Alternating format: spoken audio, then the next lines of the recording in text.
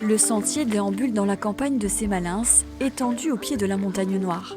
4 ou 8 km de balade facile où le marcheur se plaît à remonter le temps. Et là, vous vous retrouvez avec les anciens mûriers, donc, comme on disait, de la culture. Mais c'était vers 1850, quelque chose comme ça.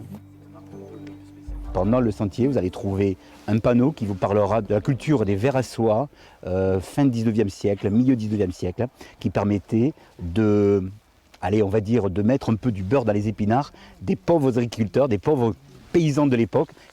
Le chemin accompagne le promeneur jusqu'au romantique et élégant pont Antoinette, un ouvrage ferroviaire conçu en 1884. À l'époque, Paul Séjourné, l'architecte, va révolutionner la technique de construction de ces ponts à voûte de pierre.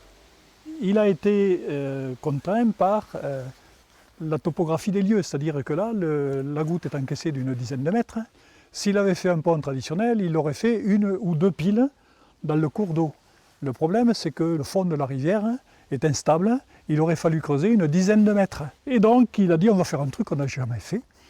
Donc, on va faire un arc surbaissé, un arc de cercle surbaissé, une seule arche, avec des appuis sur les berges. Après avoir servi de modèle dans les écoles d'ingénieurs du monde entier, l'édifice tombe dans l'oubli.